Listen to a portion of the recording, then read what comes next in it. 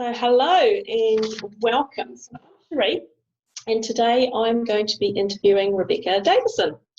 So hello Rebecca, how are you on this beautiful day? I'm good, Sheree. I'm excited. I'm excited to be here. Good.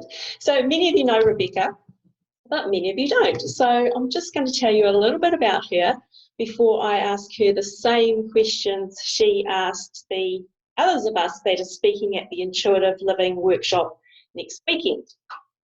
So Rebecca Davison is an intuition coach, and she's the founder of the Intuitive Life Academy. So she's worked with over 5,000 people, that's 5,000 people in the last 8 years, to help them shift their energy and to help them develop their innate intuition skills, which then helps them live a life of more freedom, pleasure and abundance. So she developed the Intuitive Living Workshop to showcase the amazingly talented people that she gets to work with through her academy and the challenges that they've overcome to get where they are. So she is really excited to be the host, and she's a presenter as well. And this year her talk is going to be on becoming a spiritual millionaire in a world of lack. So Rebecca, that sounds like a big topic at this moment, the state of the world at the moment. Yeah, it's big energy, but that's what we want, right? So yeah. Right, so are you ready? I am ready. Let's do my 7 minutes. Woohoo! You've got the same 7 minutes that you gave us, so I'm putting my timer on now. So tell me, what's the biggest challenge that people that come to see you or that you work with face? If we are making this specific to money, it is not understanding that they're in a relationship with money. They have feelings in relationship to money, and those feelings can also be a belief, right? A belief system about what they think, therefore feel about money. And what they don't understand is that, and have a challenge with, is that they need to change their beliefs about money for money to show up differently. And a lot of people might think that this is far-fetched or it's irrational, but everything is energy, and literally when we shift and change our beliefs, money shows up in a different way. You know, I know, for example, that you're an amazing manifester, but you've understood too that you're in relationship with money. And once we learn that and we apply this as a skill set on a regular basis, then people can create extraordinary results in terms of success, fulfillment, freedom, pleasure, and abundance. Yeah, so I think the biggest challenge is people not understanding that their beliefs are determining their reality. Yeah, and I can say firsthand, I have totally noticed the change. And when you understand that you have actually got these things in your head that are altering your perception of what money actually is, and you realise that you can actually change it, it's quite amazing. Yeah, because money then does show up differently. And what's so great about that is it's tangible, right? We're taking an idea or a belief, which is unseen, and it directly translates into money in your bank account, which is a tangible product. Yeah, definitely. So what's your number one tip for people to be able to address that challenge? That you have to look into your subconscious and do the work of kind of opening up all the closets and going, what is it that I do believe about money? You know, one of the fastest ways to kind of identify this is to personify money. You know, if money was a person, what would you say about your relationship with it? And most people, when they get asked that question, they go, oh, you know, I've never seen it that way.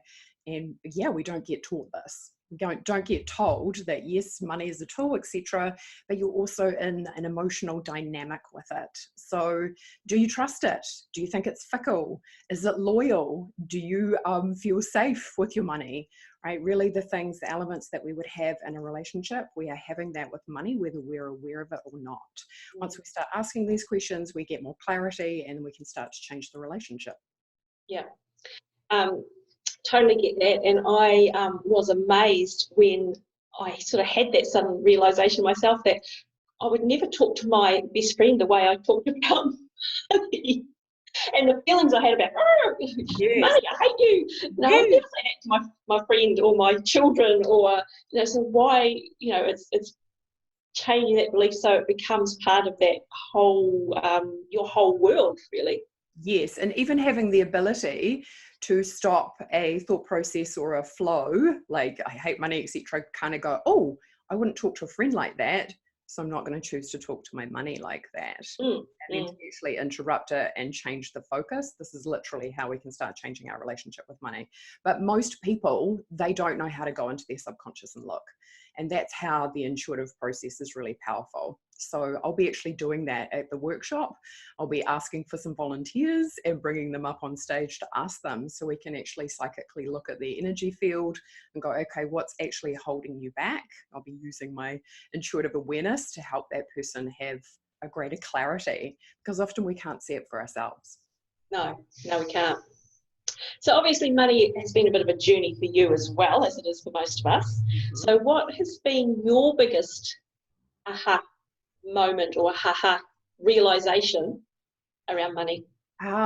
That's a great question, right? And I think probably what I was actually talking to a client about just last night, that your value and self-belief will determine how the world responds to you. So if you have a high self-belief, that usually correlates to a high self-worth, and the world responds to that. You know, the law of attraction is in place like gravity all the time. If you're having that belief in yourself, then the universe responds accordingly, and money is part of that component. You know, I was talking to her about how, you know, Greece, right? I've booked a property in Greece, in Crete, at the end of the year, you know, but it's a big investment. So 5 years ago, I wouldn't have had the courage to make that level of investment. But this is how the universe is asking us to grow and expand, and being prepared to take the risk, because I have the faith and belief that people will come. So we need to cultivate that though, and we need to do that by stepping outside of our comfort zone and being comfortable with being uncomfortable, and doing it on a consistent basis, because money will respond to that. It'll be like, oh, you're wanting to go bigger, let's go bigger. And that's exactly how it translates into your bank account. And I guess when you start small and you see the results, you can learn to go bigger and expect more and expect more. Yes, and you know, you're not going to ask yourself to step massively outside of your comfort zone to start with. You're just going to ask yourself to do something that perhaps you haven't done before. But again, that's how we flex our self-belief, and therefore increase our self-worth. And you know, there's a difference even between self-esteem and self-worth as well. You know, we are all worthy. We don't have to earn it. It is already there. So it's actually a very humble place. It's just a place of knowing, rather than feeling like we need to attract accolades or material items, which people can often, there's distortion about too when it comes to money, because of course money can activate your ego like nothing else. Absolutely. Right. So why should people come and see you at the Intuitive Living Workshop? To swing back around to what I said before, most people don't realize that they have limiting beliefs. Sometimes they're obvious in the respect that they might feel stuck, they might feel disempowered, that life isn't going the way that they want it to. So which means that they're usually disconnected from their intuition and therefore their power to be able to create situations the way they want them to be. But usually to come and see, probably I would say specifically to come and see how I can show you very quickly, like within a matter of, 5 minutes. Oh, there's my timer, quick, I better be quick. How money blocks literally affect your reality.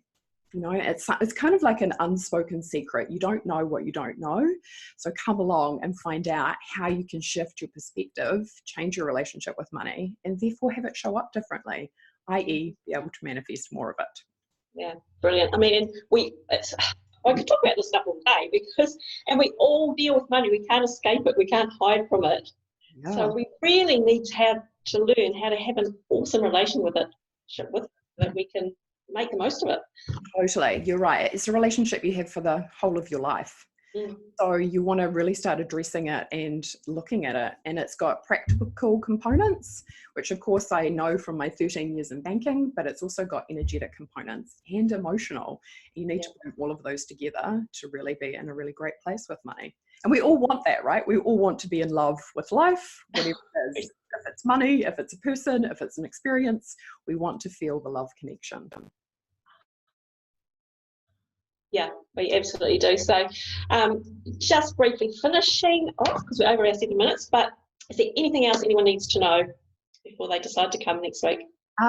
Yeah, just come, right? Come and be inspired. All the amazing speakers like yourself are all people who have, looked at their life and decided to choose more.